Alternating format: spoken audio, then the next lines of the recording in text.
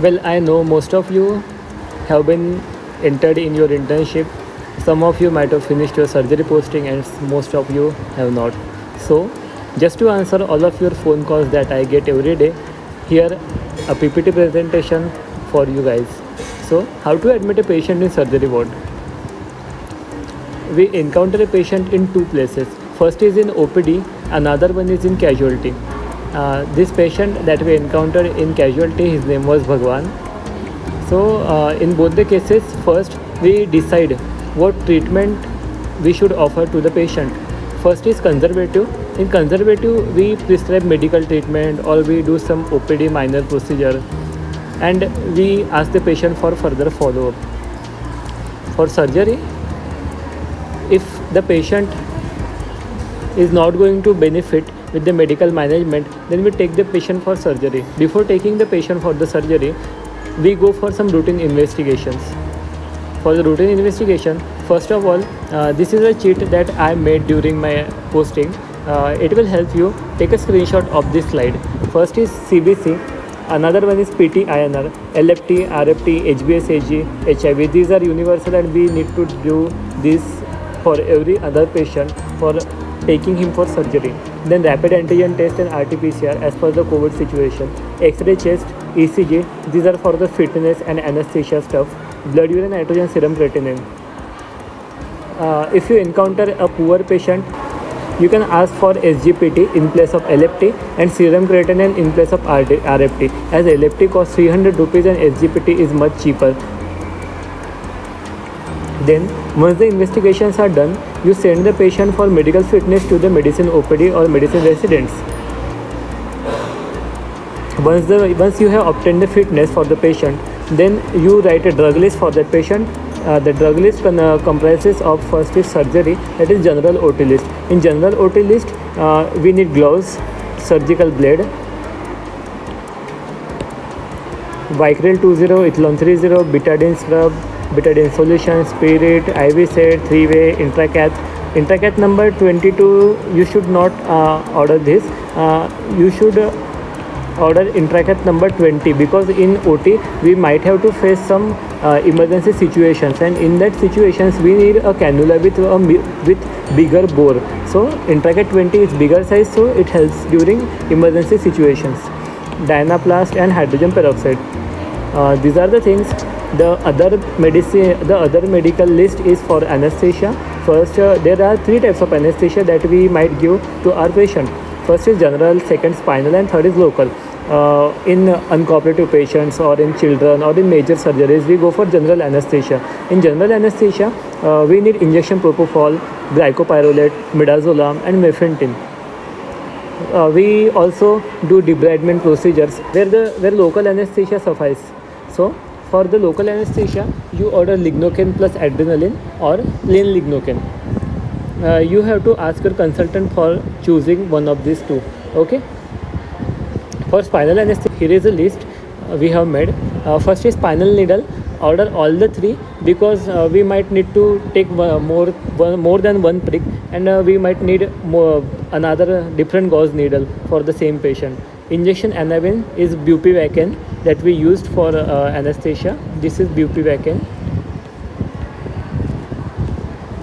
Then there is injection atropine, MSET, tramadol, injection midas, 1 cc syringe, 1 cc, I don't know about this, but we order 2 cc, 5 cc, 10 cc, 2 each. Okay, no need for each, order 2.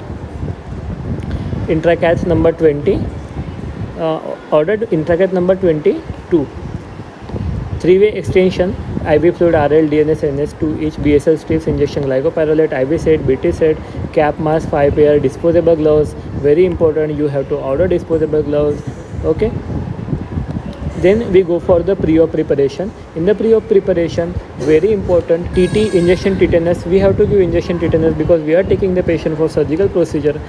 Injection XST. XST stands for xylocaine sensitivity test. See, xylocaine sensitivity test, because we will be giving patient anesthesia the next day. So just to check if our patient have any reaction or any allergy to the drug, we go for XST.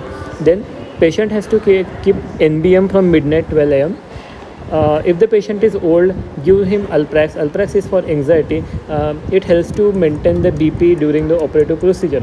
Or in also for the patient who have a history of hypertension or diabetes mellitus, you continue the antihypertensive treatment and continue the anti-diabetic treatment. For example, here is the tablet I encountered during my posting, that is metformin, very commonly used.